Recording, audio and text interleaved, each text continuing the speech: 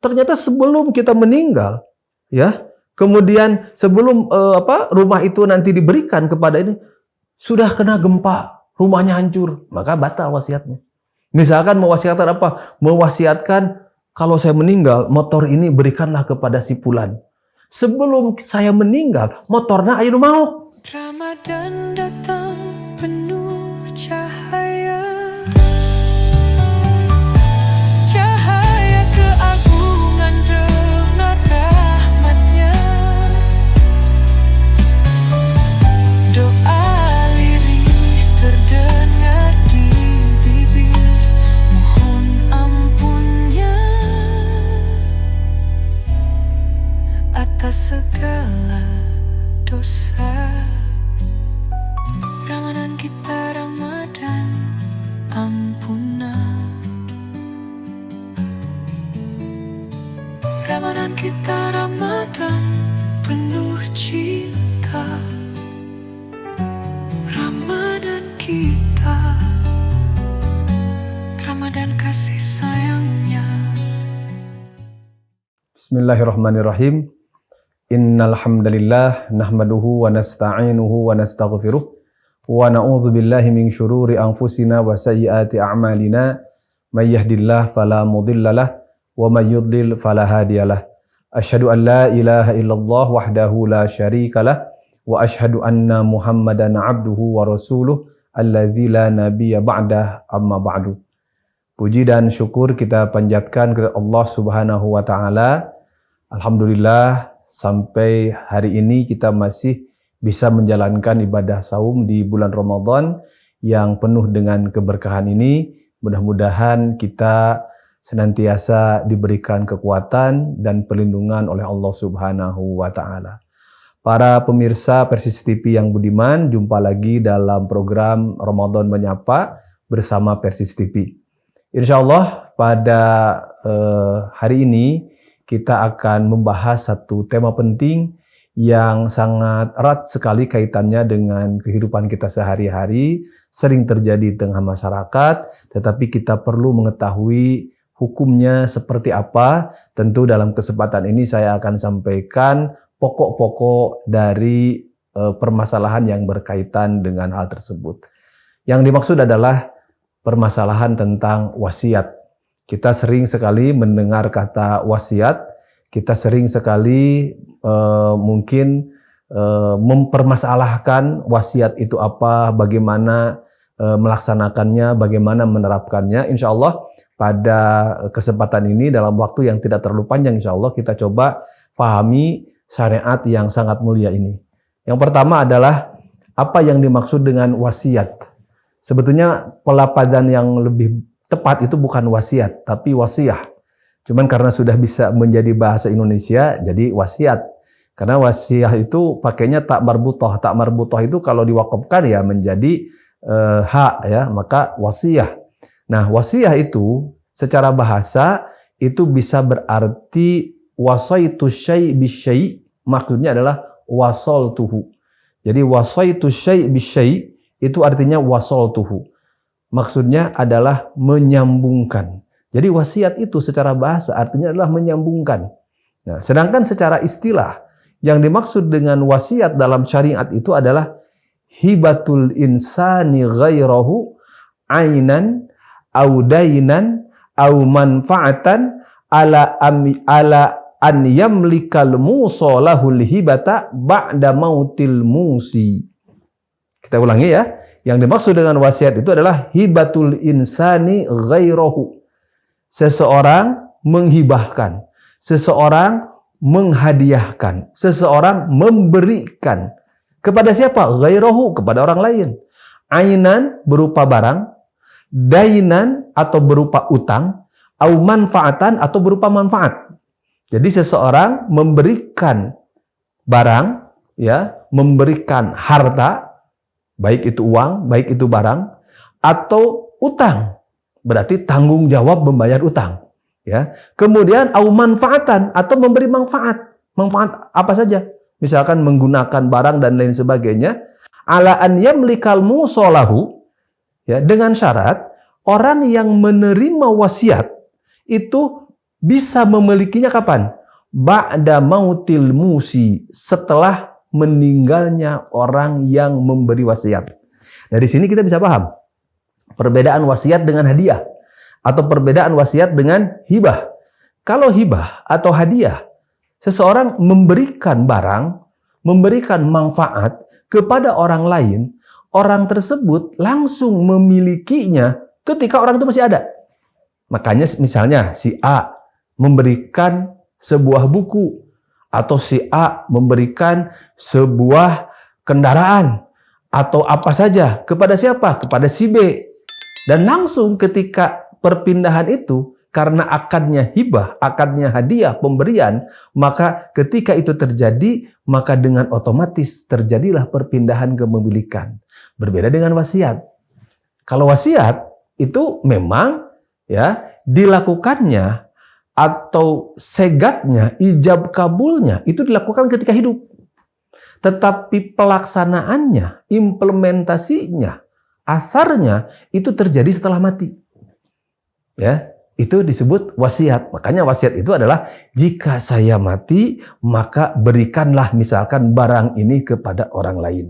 Kepada si A, kepada si B. Itu adalah wasiat. Jadi wasiat itu sesuatu yang diberikan ketika hidup kepada orang yang menerima, tapi si penerima baru bisa memilikinya ketika yang memberi itu sudah meninggal. Kalau langsung namanya bukan wasiat. Namanya itu adalah hadiah. Ya, demikian ya, mudah-mudahan ini bisa dipahami oleh pemirsa Persis TV yang dirahmati Allah Subhanahu wa taala. Lalu apa hukum wasiat? Hukum wasiat itu masyru', disyariatkan, ya. Jadi disyariatkan dalam Al-Qur'an, itu juga ada dalam hadis, ada misalkan dalam Al-Qur'an surat An-Nisa ayat 11.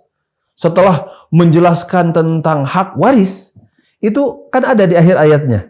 Firman Allah, A'udzubillahi minasyaitonirrajim, mim ba'di wasiyatin yusi biha audainin. Jadi ketentuan pembagian waris itu kapan? Mim ba'di wasiyatin, setelah ditunaikan terlebih dahulu wasiatnya. Yusi biha, yang si mayit yang meninggal itu ketika hidup mewasiatkan. Audain, atau ada utang. Jadi wasiat itu didahulukan, pelaksanaannya didahulukan, pengeluarannya itu sebelum membagikan waris. Jadi sebelum membagikan waris, lihat dulu ada wasiat tidak. Sebelum membagikan waris, lihat dulu ada utang tidak. Kalau ada utang, bayar dulu hutangnya. Kalau ada wasiat, tunaikan dulu wasiatnya. Setelah itu baru bagikan warisnya.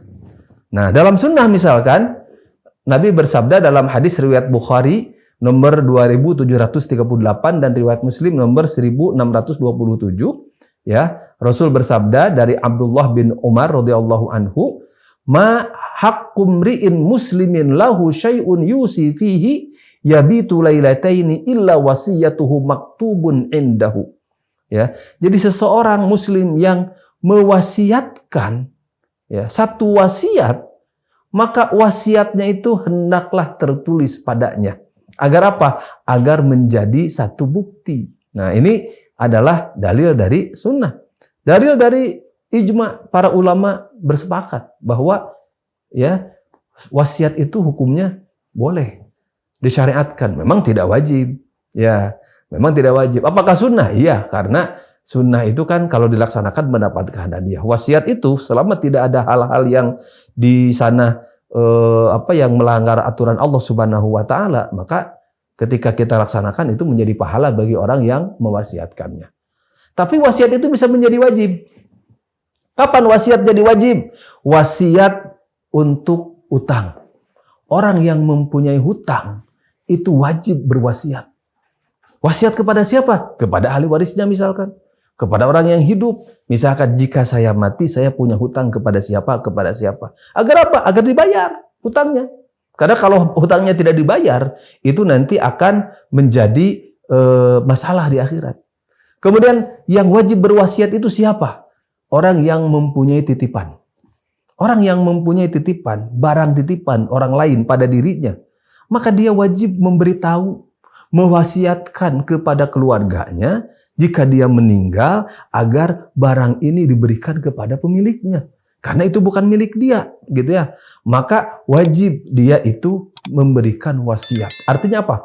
Artinya orang yang mempunyai tanggung jawab yang harus ditunaikan, maka kalau dia khawatir, misalkan pergi safar, pergi apa, maka dia hendaklah mewasiatkan agar kewajibannya tersebut ditunaikan oleh orang lain ketika dia meninggal. Ya, misalkan Ibnu Abdul Bar berkata, ajma'u, para ulama berijma' ala annal wasiyata ghairu wajibin, ya, bahwa wasiat itu tidak wajib illa ala man alaihi hukukun bi ghairi bayyinatin wa amanatun bi ghairi ishadin. Wasiat itu tidak wajib kecuali bagi orang yang mempunyai tanggungan hak atau orang yang mempunyai amanat tapi tidak ada bukti, tidak ada saksi. Kalau ada bukti, ada saksi, aman. Kenapa? Kalaupun dia meninggal, ada buktinya, ada saksinya, sehingga harus ditunaikan. Tapi kalau tidak ada bukti, tidak ada saksi, maka dia harus mewasiatkan. Itu ya menurut Ibnu Qudamah dalam kitabnya Al-Mughni juz 8 halaman 389 391. Lalu apa saja rukun wasiat? Ya, apa saja rukun wasiat? Wasiat itu tidak mungkin terlaksana kecuali ada 4 rukun, ada 4 unsur. Yang kalau salah satunya tidak ada, maka wasiat itu tidak ada. Yang pertama, yang wasiat itu, rukun wasiat itu adalah segat. Sighatul wasiyah. Segat wasiat. Maksudnya ada redaksi. Ya, baik itu merupakan ucapan. Misalkan seseorang mengucapkan, jika saya mati, maka berikanlah mobil ini kepada si A. Berikanlah misalkan tanah ini kepada si B. Berikanlah HP ini kepada anak yatim misalkan. Itu adalah segat, ya. Atau ada juga yang menyebutkan segat itu maksudnya ijab kabul. Ijab kabul itu setiap ucapan, ijab itu yang menunjukkan wasiat. Kabul itu setiap ucapan yang menunjukkan menerima wasiat tersebut. Nah, kemudian memang tidak ada lafaz khusus. Wasiat itu lafadznya apa, gitu ya. Yang jelas wasiat itu bisa misalkan aku mewasiatkan satu barang atau aku memberikan barang ini jika aku meninggal kepada siapa. Kemudian orang yang diberinya saya terima, ya. Dan boleh tidak dengan ucapan, boleh misalkan dengan tulisan. Ya, dengan tulisan itu malah lebih kuat. Nah, kemudian yang kedua, wasiat itu, rukun wasiat itu adalah musi. Siapa musi itu? Musi itu adalah orang yang memberi wasiat. Ya, dia itu harus orang yang akil, berakal, baligh, dewasa, ya. Dan dia juga merupakan ahlun litabarru'. Ahlun litabarru' itu siapa? Memang orang yang mempunyai keahlian untuk memberi. Maksudnya dia memiliki barang tersebut sehingga dia bisa memberikannya. Sebab tidak mungkin dia menjadi orang memberi wasiat, sementara dia tidak memiliki barang yang diwasiatkan untuk diberikan kepada orang lain misalkan. Yang kedua, yang memberi wasiat itu hendaklah dia seorang yang merdeka. Tentu ini sudah tidak berlaku lagi, ya. Karena perbudakan sudah tidak ada. Ya. Cuman dalam teorinya ketika itu kalau orang hamba saya itu tidak bisa memberi wasiat. Kenapa? Karena dia tidak memiliki sesuatu, maka dia tidak bisa mewasiatkan. Ya, kemudian wasiat itu juga harus diucapkan oleh orang yang memberi wasiat atau dituliskan oleh wasiat dalam keadaan sadar dan tidak terpaksa. Bahasa fikihnya mukhtar, tidak mukroh. Sebab kalau dia mewasiatkan satu barang di bawah ancaman mukroh, maka itu wasiatnya tidak berlaku. Kenapa? Karena dia melakukan hal tersebut di bawah ancaman. Ya. Nah, demikian ya, mudah-mudahan bisa dipahami oleh pemirsa Persis TV yang dimuliakan Allah Subhanahu wa taala. Jadi rukun pertama segat, redaksi. Rukun kedua itu adalah orang yang mewasiatkan atau musi. Rukun yang ketiga adalah musolahu. Siapa musolahu itu? Orang yang menerima wasiat. Ya, orang yang menerima wasiat. Nah, maka syarat-syaratnya orang yang menerima wasiat itu adalah dia harus ada ketika wasiat itu diberikan atau ketika wasiat itu diucapkan, ya, an yakunal musalahu mawjudan waqtal wasiyah, ya. Jadi orang yang diberi wasiat itu ketika wasiat itu akan diberikan ada, misalkan janin, Ya, kan ketika dia lahir, maka berhak mendapatkan itu, misalkan mewasiatkan untuk janin yang masih ada di dalam kandungan ibunya. Janin ini nanti kalau lahir, kalau saya meninggal, misalkan janin yang dalam lahir ini lahir, maka berikanlah apa. Nah, kemudian musolahu itu mesti ahlan lit tamlik atau lit tamalluk. Dia itu adalah orang yang memang bisa memiliki barang. Ya, kalau tidak bisa memiliki, misalkan hamba sahaya, ya, maka dia tidak menjadi ahlan, tidak boleh menjadi musolahu. Kemudian orang yang diberi wasiat itu harus maklum, harus jelas siapa orangnya. Tidak boleh kita mewasiatkan satu barang kepada orang yang kita sebut namanya. Bari nama itu, misalkan saya mewasiatkan ini untuk Asep. Di Sunda Asep itu banyak. Maka harus maklum, sebutkan misalkan bin fulan, orang mana, anak siapa, kalau ada kesamaan nama dan lain sebagainya. Gitu ya. Nah, itu diantara syarat-syarat musolahu. Ya. Kemudian, ya, syarat yang penting ini, orang yang menerima wasiat itu bukan ahli waris. Ketika yang memberi wasiat itu meninggal. Jadi kalau yang memberi wasiat itu meninggal, maka yang menerima wasiat itu bukan ahli warisnya. Kenapa? Karena Nabi mengatakan la wasiyata liwarisin. Tidak ada wasiat untuk ahli waris. Ahli waris itu tidak perlu diwasiatkan. Kenapa? Karena tanpa wasiat pun dia sudah berhak mendapatkan harta warisan. Ya. Kemudian tidak boleh kita mewasiatkan kepada ahli waris melebihi misalkan ya kemungkinan dia menerima ashabul furudjah, kemungkinan dia menerima bagiannya. Misalkan seseorang yang mestinya nanti kalau dia jadi ahli waris dia dapat 1/4. Kemudian kita wasiatkan si Anu harus dapat 1/2, misalkan. Tidak boleh, ya. Makanya kata Nabi la wasiyata liwarisin. Makanya dalam An-Nisa ayat 11 itu pembagian waris itu setelah wasiat dan utang. Artinya apa? Ahli waris itu tidak harus menunggu wasiat. Karena wasiat itu bukan untuk ahli waris. Nah, kemudian yang selanjutnya rukun wasiat itu adalah tadi berarti sigat, musi dan musolahu. Kemudian yang terakhir, yang keempat, ya, rukun wasiat itu adalah ada musobihi. Apa musobihi itu? Barang atau manfaat yang diwasiatkan, yang diberikan dalam wasiat tersebut, ya. Maka ini harus memenuhi beberapa syarat. Pertama harus jelas dia itu harta, ya. Kenapa? Karena wasiat itu nantinya ada kepemilikan. Bagaimana bisa dimiliki kalau dia itu bukan harta? Dan hartanya itu harus bernilai. Karena tidak mungkin dimiliki kalau tidak bernilai. Kemudian mungkin dimiliki. Karena bisa jadi misalkan tidak boleh kita mewasiatkan sesuatu yang tidak mungkin dimiliki oleh orang. Gitu ya. Ngawasiatkeun naon? Ngawasiatkeun angin. Kan angin tidak bisa dimiliki. Mewasiatkan apa? Mewasiatkan air di laut. Nah, itu kan tidak bisa dimiliki, gitu ya.